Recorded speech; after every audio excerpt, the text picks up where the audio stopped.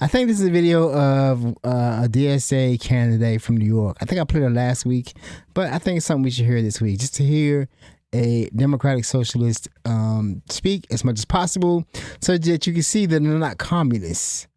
And what we need is a mentality of people over profit, right? We need to make sure that we are centering human dignity at the heart of all of our politics. And I think, we've just forgotten that as a society, and we need to recenter human dignity at the heart of this. I think Ta-Nehisi Coates put it best when he said, if I can't trust you to stand against a genocide, how can I trust you to stand up for our democracy?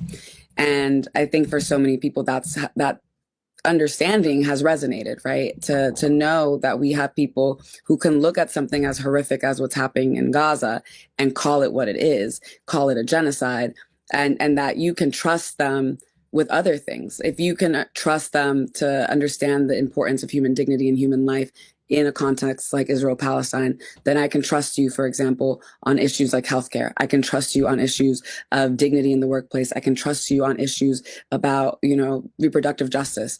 And I think for far too long, we've had folks who will take money from a right-wing lobby like AIPAC and then say that they're progressive, but then when you look at the voting record, that doesn't match.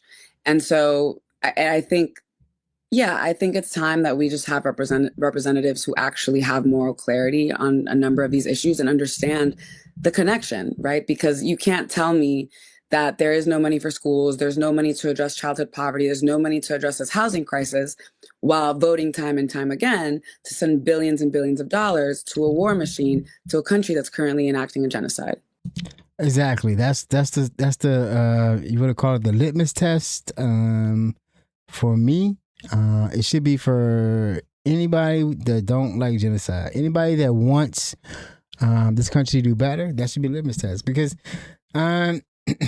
if you could see Gaza in its current state and not have a problem, you're a ghoul, or you're just a paid off simp.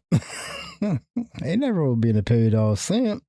If that's what you are, be who you are. But don't expect me to support you. I have got to do a better job of setting this up. This is about genocide in Palestine. Does each U.S. state give to Israel per year federal tax dollars? Now I have the entire map right here, and it shows from each state how. I'm gonna pause that for 1 second.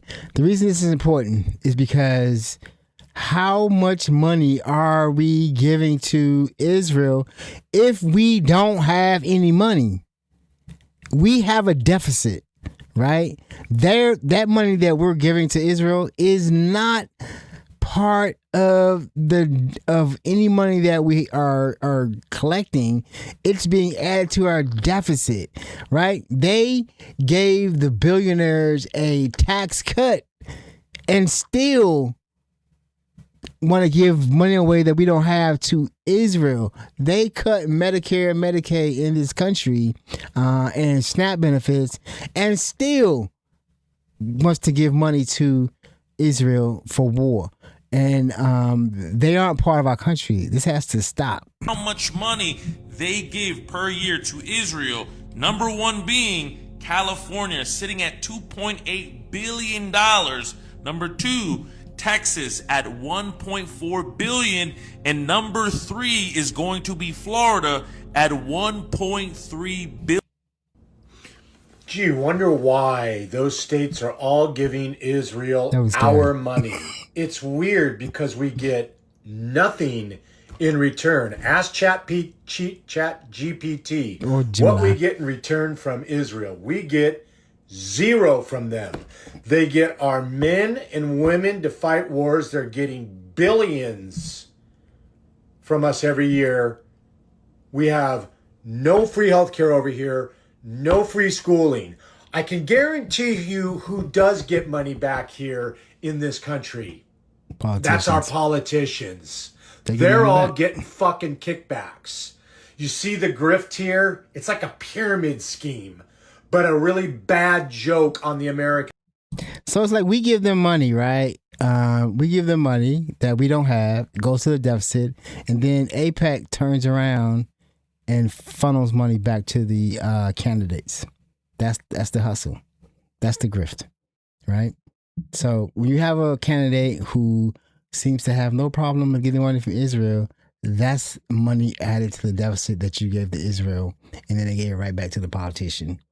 That's what you're voting for. That's why I will not vote for Glenn Ivey, Adrian Boafo, or Angela Alsobrook, or Governor Westmore anymore.